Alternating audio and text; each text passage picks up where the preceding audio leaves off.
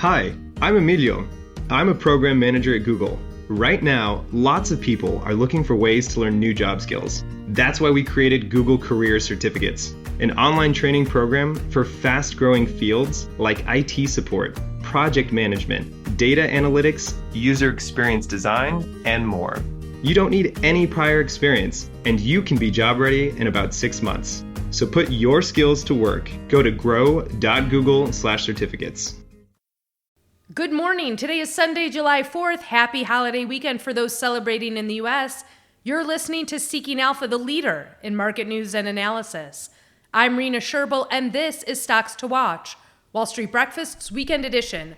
Our news team's weekend preview of upcoming IPOs, earnings reports, conference presentations, investor days, FDA decisions, Barron's mentions, and other key events that could impact stocks to help set you up for the week ahead in the markets. We begin with a breakdown of the week ahead from Seeking Alpha's news team. U.S. markets are only open for 4 trading days after taking a breather for the Independence Day holiday. It's a quiet week for earnings and corporate events, although the IPO and SPAC markets are expected to stay in focus. One of the more notable developments of the year in the restaurant sector takes place when McDonald's launches its first ever loyalty program on July 8th. The week ahead also sees more buzz on space investing as SpaceX's first dedicated mission for the Falcon 9 with Starlink internet satellites and Virgin Galactic's spaceflight with Richard Branson on board are both fast approaching. In earnings news, we have Smart Global reporting on Tuesday, July 6th, Rush Street Interactive and WD-40 on the 7th, Helen of Troy, PriceSmart, and Levi Strauss on the 8th, and Greenbrier on the 9th.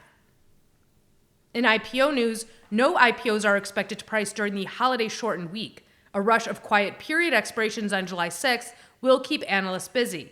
Look for ratings to drop on a number of companies, including Marqeta, Canjun, Monday.com, TaskUs, Janux Therapeutics, Zeta Global, First Dibs, Acuity Ads, Zhangmen Education, and Splash Beverage Group.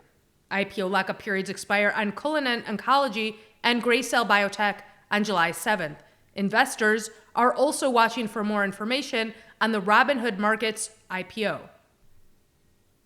McDonald's, as we mentioned, will launch its first loyalty program in the company's history. McDonald's Rewards will give customers the chance to unlock free menu items by collecting 100 points for every $1 spent on qualifying purchases. The program is part of the company's new My McDonald's platform, which includes the app and digital menu boards. McDonald's tested its new rewards program in Phoenix and New England to strong results before announcing the national launch. Noted McDonald's executives, our loyalty customers are far more likely to return in the next 30 days compared to non-loyalty customers. The fast food chain's loyalty program is highly anticipated by investors, hoping that it can generate the same sort of positive attention as the programs at Chipotle, Starbucks, and Panera. Airline traffic reports are due in during the week with the potential guidance updates, always a possibility with the monthly reports. Smaller domestic-focused airline stocks like Sun Country Airlines, Mesa Airlines, and Hawaiian Holdings have outperformed over the last month. Also watch for updates on Class 8 truck orders, the latest Nielsen reports, and Costco's monthly sales report for June. The newly launched Roundhill Ball Metaverse ETF, which trades under META, could attract some more attention next week as the first index intended to trace the performance of the metaverse. Roundhill vividly describes the metaverse as a descendant of the current internet that includes countless interoperable and persistent virtual worlds that integrate into the physical world to create a new medium and economy for work, leisure, and innovation. Top holdings of the Next Gen Fund include NVIDIA, Tencent Holdings, Roblox, Microsoft, Fastly, Coinbase, and Immersion Corporation. Universal is expected to hold down the top 3 spots at the U.S. box office for the 3-day holiday weekend.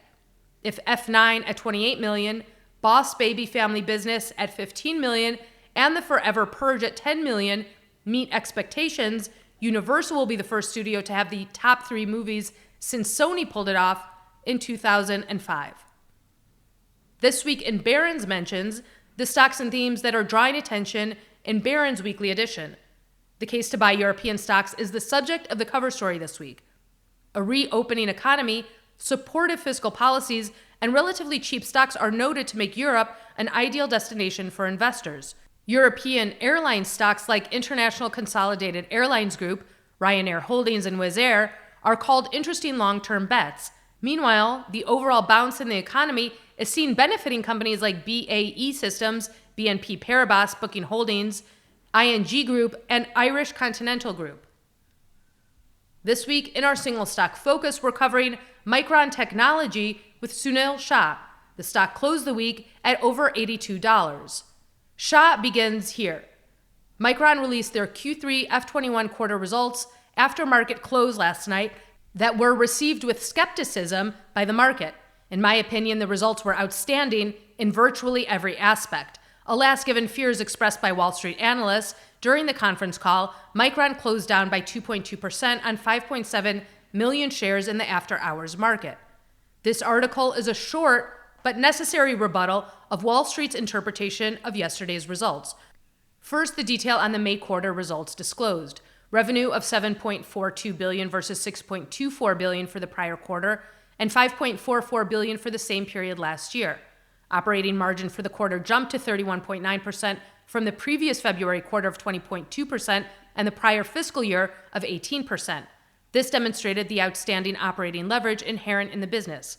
Non-GAAP net income of $2.17 billion or $1.88 per diluted share. There is no ambiguity in the clear surprise to market consensus that stood at revenue of $7.23 billion and non-GAAP EPS of $1.71.